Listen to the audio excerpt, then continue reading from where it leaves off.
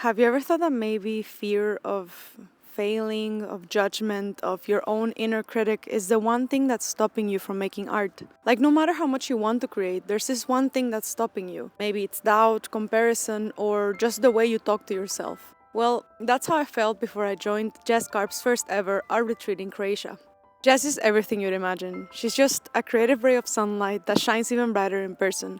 And from the moment that she welcomed us as the Kuna crew, I felt like I belonged. Now that I'm back, I can say this. This trip was super transformative in ways that I never expected it to be. Today, I want to talk to you about 5 of the most powerful lessons that I took from the trip. Let's talk about it.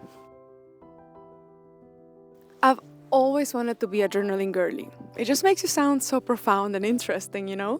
Even when I was a kid, every year for Christmas, I would ask for this one super popular journal in Latin America called Pascualina. If you know, you know. It was this super beautiful journal, so I'd start super excited, but after about 5 days, I would give up and never pick it up again. I think part of the problem was that as a kid, I would just write down everything that happened in my day. And honestly, my days looked pretty much the same, so it was boring. And I just preferred using that time for drawing or playing Pokemon. So journaling never really stuck with me. And I gave journaling a try also as an adult. But the issue here was that I would only journal when I was going through a hard time. And it was really, really helpful to journal when you're struggling and having hard emotions. But the thing is, it created this association in my brain where I'd only journal if I'm going through a hard time. So journaling wasn't really fun. But during the art retreat, I learned that journaling can be so much more than that. It can be a powerful tool for your creativity and even for deepening your art practice. I actually realized that art and journaling have so much more in common than I ever thought. They're both ways to pause, be present, and listen to your inner voice. And lately, I felt this urge of creating something of my own, like my own illustrations, paintings, stories. But I keep getting stuck because I don't really know what I want to say with my art. I realized that I'm craving this connection with my inner self to understand what I'm truly drawn to. And journaling, as it turns out, is a great way of figuring that out. And thanks to Jess and Anna, my new friend who I made in the art retreat, check out her Instagram, her stuff is really cool. Well, I discovered this new morning journaling practice that I'm loving so much, and I think it could be helpful for you too. Basically, every day when I wake up, I take a few minutes to describe where I am, how I feel, how I would like to feel, 3 things that I want to do for myself, and 1 thing I'm grateful for. Small details like this have really helped me ground myself in the present moment, and even though I've been doing it for a short period of time, I already feel so much more grounded and connected with myself. So if you give it a try, let me know how it goes. And of course, journaling is just one way of creating a deeper relationship with your creativity. But sometimes, even with all the self-reflection in the world, we still find blocks. Well, during the art retreat, I asked Jess one question that I think every creative struggles with at some point. I asked her, we all have bad days. Those days where you really don't feel like creating, and sometimes it feels like you don't want to create for a super long time. How do you deal with that? Her response was short but surprising. She basically told me to forget the noise and just do it. But she didn't mean like ignore how you feel and just push through. What she said next is the key. Jess told me that on those days where she really struggles to be creative, what really helps her is to set intentions. And these intentions aren't here to force you into creating. They're here to remind you what you want to explore in your art. And here's the magic. She sets these intentions in the present tense. So she might say things like, in this painting, I am focusing on light, or today I'm focusing on exploring color. When you say these things as if they're already true, you align yourself with that energy, which makes it feel more real and accessible. And setting intentions in the present tense has been really, really powerful for me because I'm not only setting an intention, like I'm not saying I want to do something, I'm saying I am doing something, which makes me feel in control somehow, and it reinforces this idea that I'm capable of doing the things that I want to do, even when I doubt myself. And it's funny, during one of the many painting sessions we had during the art retreat, Jess challenged us to make a plein air painting of this one scene that was very challenging. I honestly felt like there was no way that I could do this, since I've never done a plein air painting before, and I just felt this pressure, and I asked her, can we just choose something else because this is kind of scary? And she looked in my eyes and said, that's why you need to choose it. Set an intention and dare to do it. So I took a deep breath and set my intention. I am having fun and experimenting with color. Doing this changed my whole mindset. I wasn't worried about getting every single detail right or every little roof. All I cared about was fun and playing with color. I could feel the pressure almost completely lifted, and I felt this amazing sense of freedom and excitement. It reminded me of why I love making art in the first place.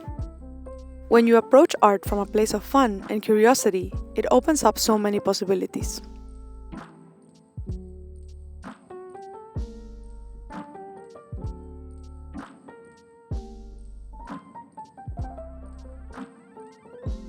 Setting that intention not only gave me direction, but it allowed me to trust the process rather than let my fears hold me back. But here's the thing, even if you set good intentions, it's our self-talk that can make or break your creativity. If our inner dialogue is full of self-doubt and criticism, even the best intentions are powerless. Self-talk isn't just background noise, it's the soundtrack that influences everything. From how brave we feel facing a blank page to whether we believe that our art is even worth making at all. During this retreat, I experienced this firsthand. Jess had this practice where every day one of us would choose an affirmation card from an envelope that she had prepared before. And I know that affirmation might sound a bit cliche, but honestly, it was one of the most meaningful things that I've ever done. Each affirmation card had messages like, "Ideas come to me easily and effortlessly," or "I release all resistance to expressing my creativity fully with the most love and open-heartedness." It's a reminder that creativity doesn't have to be hard. It's already within us. We'd repeat these affirmations out loud, and I can't explain it, but saying these positive things to the world just felt amazing. Somehow it helped me feel more confident, capable, and ready to create. There's just something about hearing yourself say, "I am in the process of making positive changes in all areas of my life," that just lifts this weight off your shoulders. And it wasn't just the affirmations themselves, it's the power of self-talk. Self-talk isn't only about reflecting our inner thoughts. It reinforces our inner thoughts. It will reshape what you feel you're capable of doing. And this is not just me saying it. Studies in neuroscience suggest that the more we repeat certain thoughts, the stronger these connections that support these ideas become in our brains. This basically means that if you're constantly repeating to yourself that you're not capable or that you just cannot do certain things, the easier it will be for you to access these beliefs next time you want to try to do something. Over time, this can create a kind of default setting where we're quick to doubt ourselves or expect the worst. The good news is that it works the other way too. So, positive, supportive self-talk can literally rewire your brain and help you become more resilient, confident, and even happier. The kindest thing we can do for ourselves is start using words that show a little bit more compassion. Words that remind us that it's okay to be a work in progress. And being kind to yourself doesn't mean pretending like you're fine all the time. It just means creating a space for support and growth instead of kicking yourself down.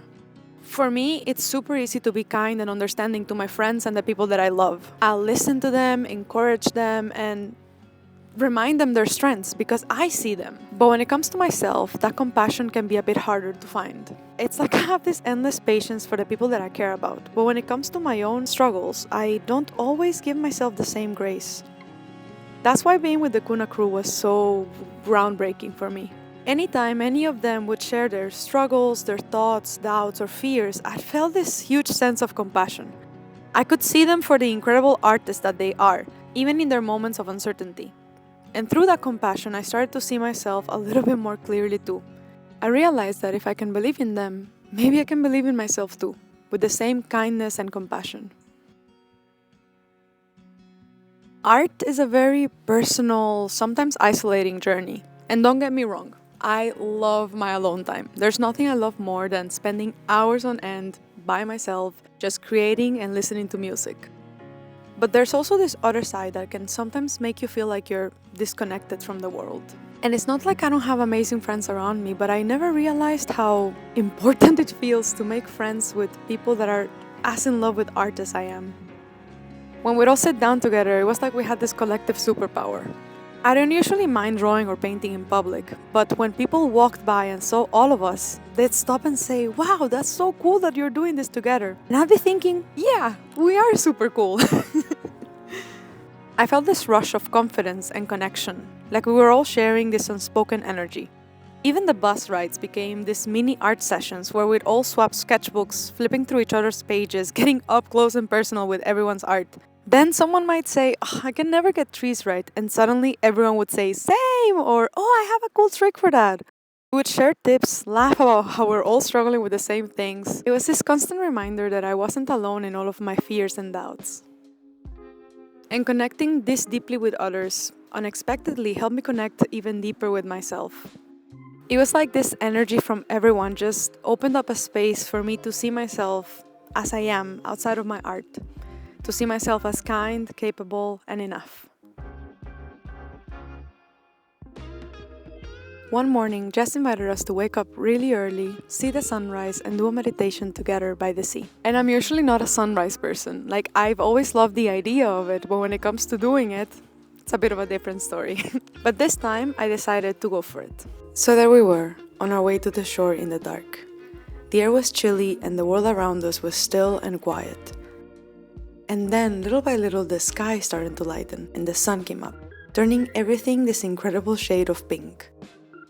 The sea looked like a giant mirror and it felt like the world was waking up with us, like we were part of something bigger. In that moment, I felt this deep sense of connection, not just to the place or the people around me, but to myself. And I know that sounds kind of intense, but I think it's something many of us rarely allow ourselves to feel. So I took a deep breath and decided to give myself permission to say the things I usually struggle to believe. I want to share a bit of what I wrote in my journal afterwards, even though being vulnerable like this isn't the easiest thing for me. As I watched the sunrise, I kept repeating things like, I am kind, thoughtful, and strong. I am beautiful inside and out. I'm capable, brave, and deserving of everything good in this life. And this isn't easy for me to say. I don't mean this in a full of myself kind of way. It actually comes from a place of deep insecurity. From all the times I felt like I'm not quite enough. Saying those things felt almost like a small rebellion against all the self-doubt that I usually carry. And as the sun rose, something inside me started to open up. I realized that maybe if I could see myself with even a fraction of the kindness and compassion I feel for my friends, I'd be able to feel this sense of peace more often. I think that's the real beauty of a sunrise like this. It's not just about the colors and the view, it's about letting the light show you something new, even in yourself. Watching that sunrise reminded me that I already have a connection with myself. It's just about showing up to nurture it, to remind myself that I am enough right now as I am. If you're anything like me, it might feel strange to say these things to yourself, but you might end up surprised at what you discover.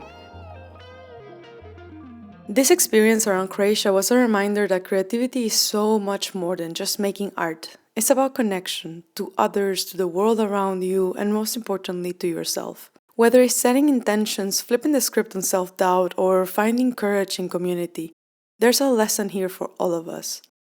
You are worthy right now, just as you are, and your art is worth creating.